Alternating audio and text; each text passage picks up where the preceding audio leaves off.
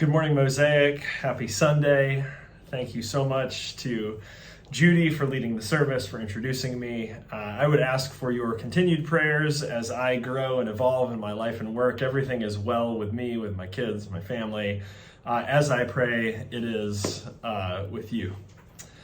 Now, a sermon, shall we? Now may the words of my mouth and the meditation of all of our hearts grant us not only the light of wisdom to understand these words, but the fire of conviction so that we might put them into practice. Amen. Imagine having to write a sermon on September 11th. Already not a great day, but then a sermon about depression. That sounds depressing. And even if 9/11 and COVID never happened, some of us would still be depressed. Chemically, clinically, medically, scientifically depressed, just as God made us. Depressed, just as God made us. I like that. Maybe that should have been the title of the sermon today. Depressed, just as God made us. I'm so glad that Judy gave me a couple of months heads up. And I promise this still won't be a conclusive or an exhaustive sermon on depression and spirituality, but I believe it will be a faithful contribution, my faithful contribution to this very, very important conversation. I want to start by saying that I relate to this one personally because I have struggled mightily, personally, with depression, mental health in general, genetic, situational, all kinds of things. So this is not me as an expert or a mentally well spiritual leader or like an ascended guru or anything like that. This is me. This is a depressed theologian helping you guys come to terms, which is to say to make peace. A depressed theologian helping you guys come to terms, which is to say to make peace with your mental health. We're talking today about depression specifically, but let's say to make peace with your mental health, whatever it is. To become clear about what you'd like it to be, maybe to admit where it's not ideal, where you'd like some changes.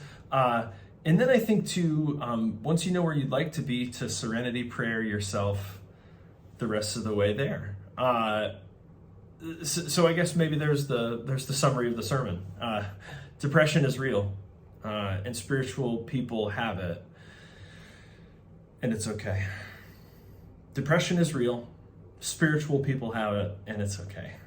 And the practice, we'll get to the practices there in just a little bit. So despite the fact, just to sort of lay some groundwork so we know where we are, despite the fact that 1 in 5 American adults experienced a mental health issue, despite the fact that 1 in 10 young people experienced a period of major depression, despite the fact that 1 in 25 Americans live with a serious mental illness. And you can imagine, these are all loaded phrases. This is loaded language. But serious mental illness means like schizophrenia, bipolar disorder, or major depression. That's included in there. Serious mental illness. Despite all of those really troubling statistics, we're either afraid of or we're still reluctant to talk about, or maybe we're just indifferent to talking about mental health, to really addressing it. Why do you think people might be reluctant to talk about mental health? Just think about that for a second. But we're just going to reflect on this. Yourself, people you know, the different situations you found yourself in, whether that's with your academic journey, whether that's your employment, whether with family. Why might people be reluctant to talk about mental health? Let's start with that empathy, right? Why would someone be reluctant in the first place? Let's put ourselves in the position of somebody that's not even ready to get to talking about depression. Where are they coming from?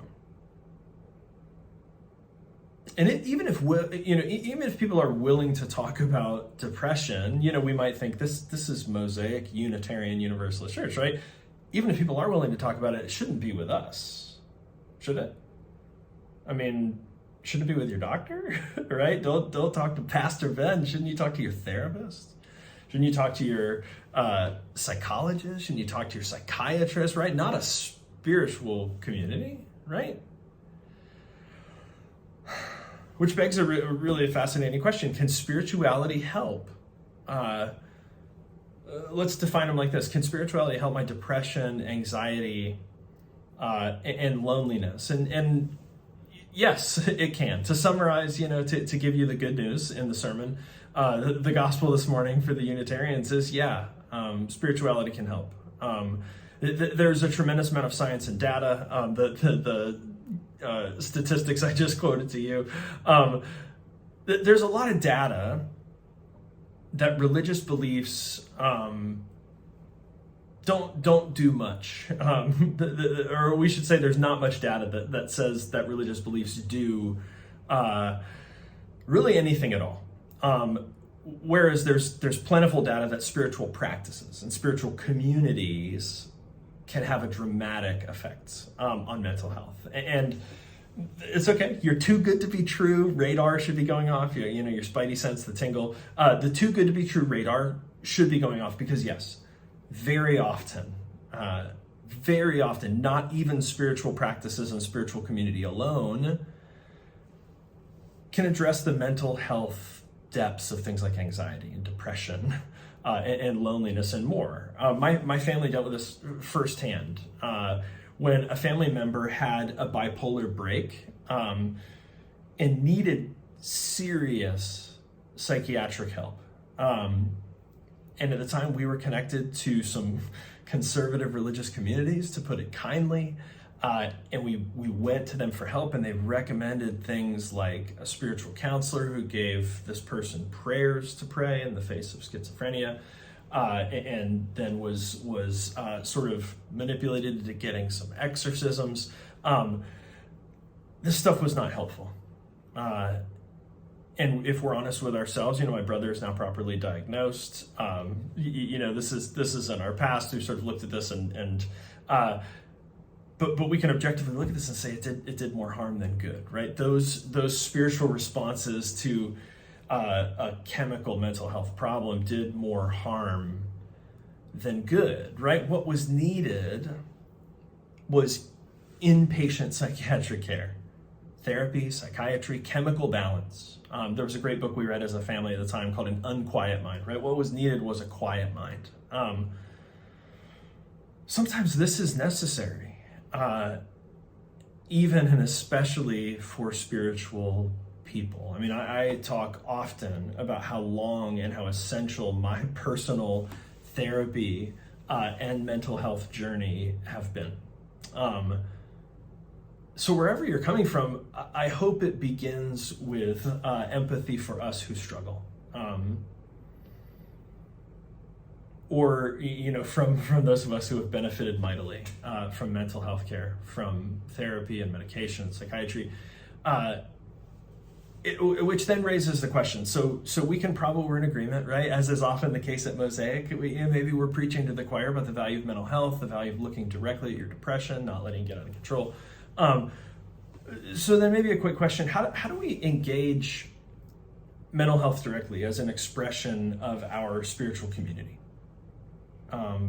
And hopefully, right, like all good spiritual community, how do we express it because of the ways that we've seen it help us, right? Those of us at Mosaic who have, we've done therapy and it's changed our lives. We've gotten medicated and it's changed our lives. Or we've addressed depression directly and it's changed our relationship with depression. So yeah, to begin with, we might say with some huge caveats, yes. With lots of humble self-awareness, spiritual practices and spiritual community can and do help with anxiety, depression, and loneliness.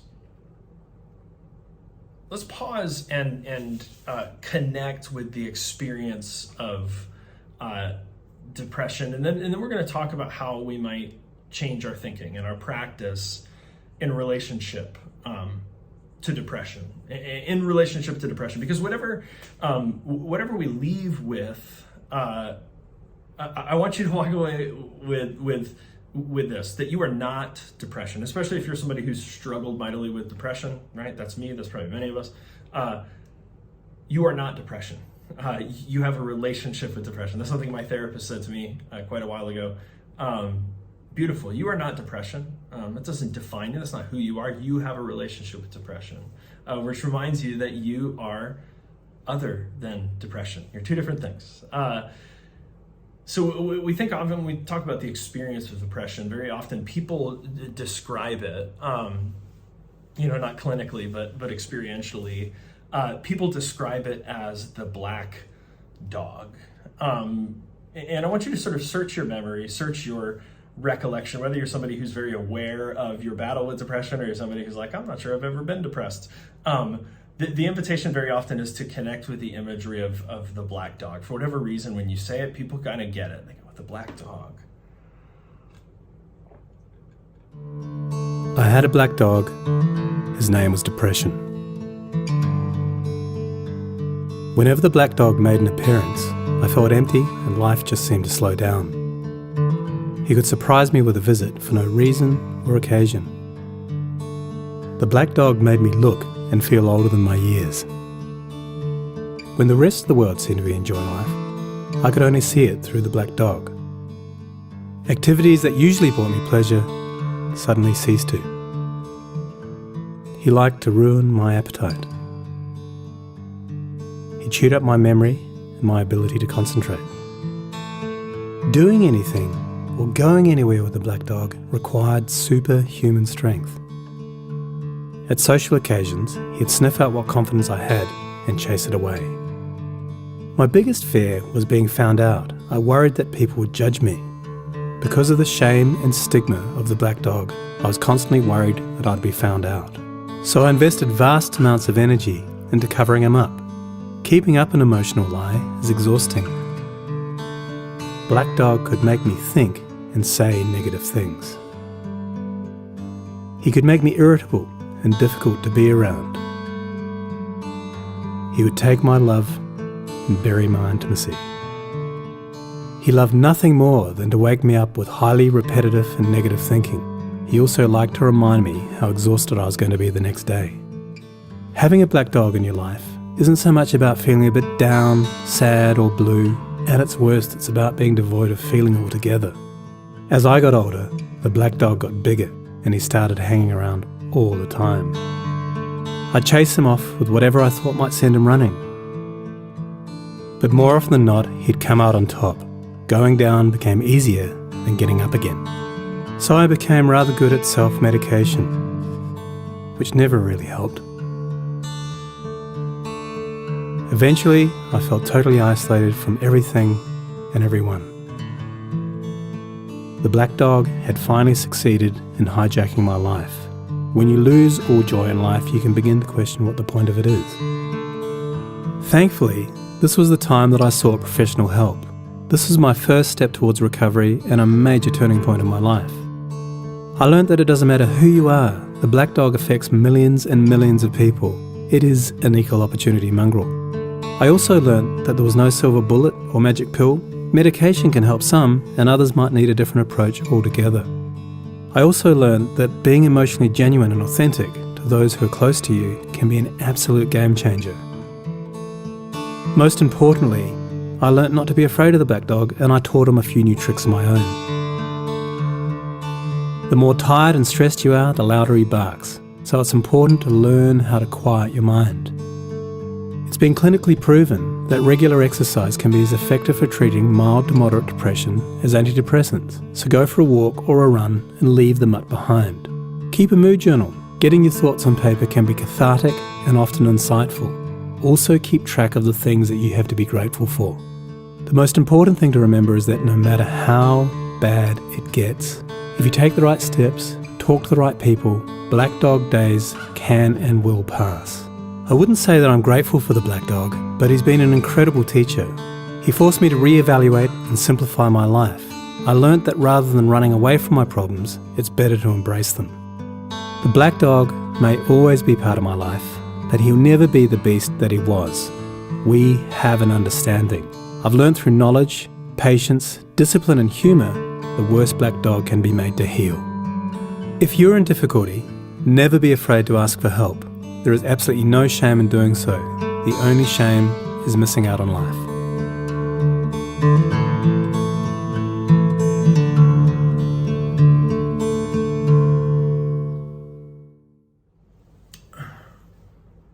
So when we have this experience, or the people that we love have this experience, when the black dog comes around, how do we respond in the face of that? How do we practice? How do we shape our lives? Things like being emotionally vulnerable and authentic, learning to quiet your mind by moving our bodies and being in nature.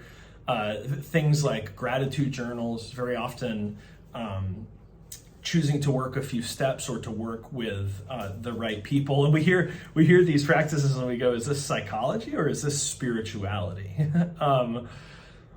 And then maybe, we should have led with this one. Maybe the most important practice, and this is so tough, right? Ask for help. Whew, that's a tough one. What a spiritual practice. That's like a Jedi level spiritual master to be able to ask for help, right? That surrender, that sense that there's zero attachment to the ego. Practices, yeah. And that's the reminder is always, yes, it's not magic. Spirituality is not magic, it's practice, right? It's not this pie in the sky dream that some outside force is going to change me and all I have to do is like pray, like ask for it. But instead, spirituality is the choice to change your behavior. And then some new behaviors eventually make me well and help me to see. And help me to know and love my neighbor. That's spirituality, folks. And what are these? What are these practices for loving those experiencing depression, and even treating ourselves, right? And we're talking about loving ourselves, even when we're experiencing when the black dog comes around, when depression comes. So that first practice, which is like. Seems like common sense, but it's so tough. Being emotionally vulnerable and authentic. How many of us have ever heard, God is close to the brokenhearted? God is close to the brokenhearted. I don't know if you're like, I don't necessarily love having scripture quoted to me when I'm depressed, but that can be beautiful, comforting, reassuring. And I believe the sentiment insofar as depression includes this experience of brokenheartedness. And then I always like to take it a little bit further. What if God is not only close to the depressed in proximity, but much more beautifully to me, what if God is close to the depressed in empathy? What if God is close to the depressed in empathy? I mean, that's one of my gurus, Peter Rollins. He says, the dereliction of Christ, right? When Jesus is on the cross and he cries out to God, my God, why have you forsaken me? Pete Rollins says there, in the dereliction of Christ, that is when we're closest to God. That's when we stand side by side with Christ, right? What if God is close to the brokenhearted? What if God is close to the depressed, not just in proximity, like God rushes to your side when you have depression, but God is close to the depressed in empathy. And when it comes to the practice, maybe what I mean by that is that the name of God, the experience of God, the practice of God is the practice of being close to the brokenhearted. The practice of sitting with those who have depression and not needing them to get better to resolve your discomfort. We can practice loving those experiencing depression by engaging vulnerably and authentically. In the name of that kind of safety, the name of that kind of sacred space, that is the name of God. Okay, practice number 2. learn to quiet your mind. I mentioned this book we read as a family, The Unquiet Mind. Well, what does it mean to quiet your mind? It's kind of loaded, and especially because I come from a recovery background, and where we would always start in terms of quieting your mind, we wouldn't start in the chatter of the mind. We start with an acronym that's HALT. You probably have heard of this. HALT: hungry, angry, lonely, tired. Hungry, angry, lonely, tired. These are things that tend to disquiet your mind, right? When you're hungry, angry, lonely, or tired, these are the sources often of chatter. So you can address those, and by addressing those, maybe you quiet your mind a little. Let me tell you something, though, that we know for sure. Plenty of evidence for this, decades of evidence for this. Depression medicine does not fix hunger. Depression medication doesn't fix anger. Depression meds don't fix loneliness. And depression medication does not fix exhaustion. But food does. And processing does. And listening does. And sleep does.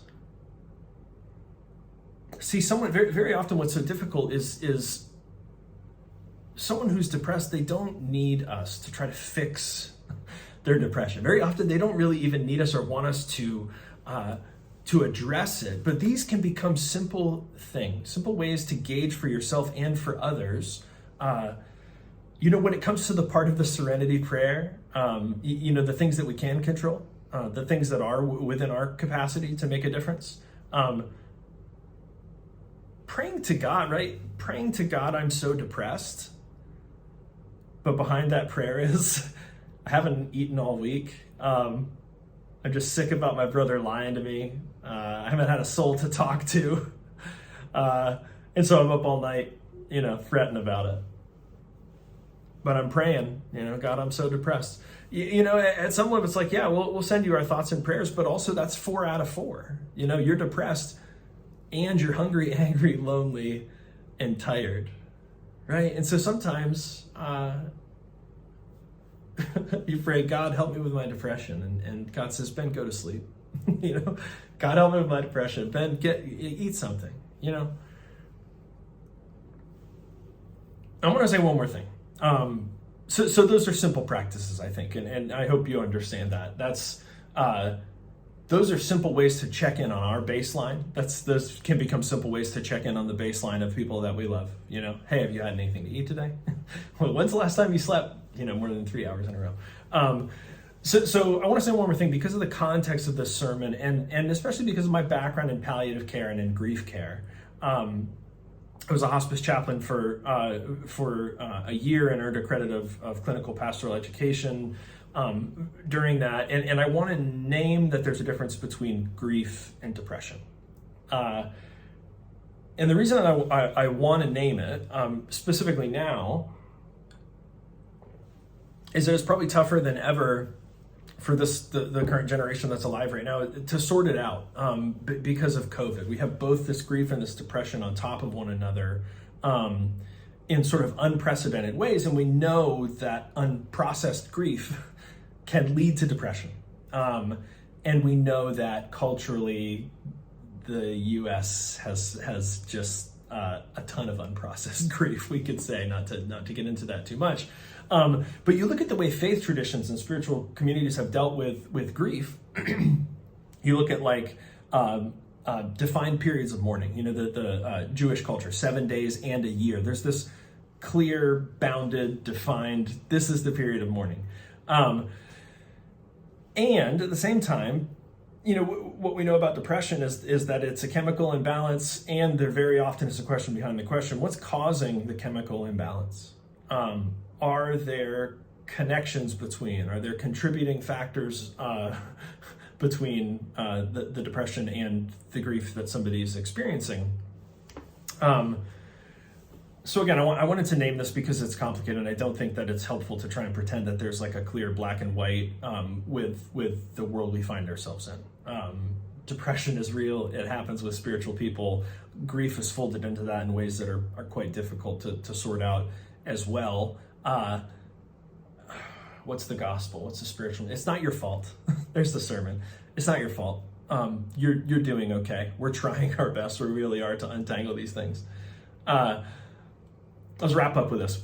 Through my therapy friends, I've become a fan of what's called the Psychosocial spiritual model.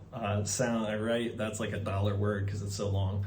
Lots of hyphens. But it is just what it sounds like. Psychosocial, spiritual. So bio would deal with chemical elements. Psyche would deal with how we process trauma. Social is how we deal in our interactions with others. And spiritual deals with life and the self.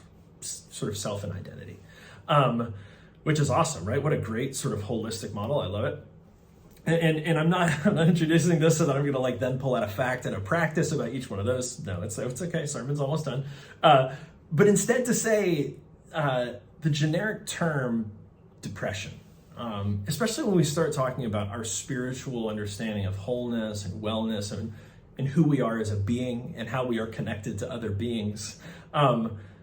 The generic term for depression stands in front of a complex experience of mental wellness and personal wholeness. I like the way that sounded. I'm going to do that again. The generic term depression stands in front of a complex experience of mental wellness and personal wholeness. Such that we could we could say when I don't sleep and I get dehydrated and I don't eat well, we might somebody might say I fall into depression. But part of what we're saying is that that's not quite as passive as that might sound, because you can have depression, you can have clinical depression, and you can also be practicing things that contribute to depression. And like the Serenity Prayer encourages, control the things that you can. You give yourself the best shot you can against what may be clinical, what may be chemical. And so the, sort of that self-awareness, the Halt, the psychosocial spiritual model is a way of saying pursue wholeness, pursue wellness, insofar, and this is, we're trusting your intuition, right? You all are spiritual people. Be good to yourself, I think is what it's saying, right? If you're hungry and angry and lonely and tired, you can behave differently to address those. You can practice differently to name and work on those realities. And depression is real. And so you do all those things and depression still comes. You still feel down. You pay attention. And then again, the invitation of the faithful is to look at the hard things, right? To walk into the darkness, to face our fear. So don't deny it and don't look away, right? You address all the things you can and the depression still comes. The black dog still comes. Listen to it, right? Our symptoms can become our prophets. Listen to where they come from, right? In the same way this model, so, are you hungry? That has to do with your body. Are you angry? That has to do with how you're processing trauma. Are you lonely? That has to do with your interactions with your loved ones and your neighbors and your community of unconditional belonging. Are you tired? That has to do with the rate at which you are giving more vital energies than you're restoring. And so the big reveal, right? The flip side, the punchline of the sermon of the psychosocial spiritual model is that each of those not only is like an assessment for how you are doing, but they each come with a practice. They each come with a human technology that's perfectly suited to address these feelings. We could call these a human technology, human medicine, human conscious practice, human wellness in community. And I think what you're going to hear is that they're also the technologies that religious and spiritual communities have used for thousands of years, right? Hungry, angry, lonely, tired. What are the technologies to address these, friends? Eat together. Confess and forgive. Be together. And rest.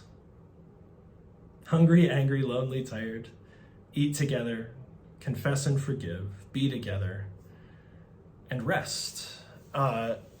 Will these cure your depression? No, that's back where we started.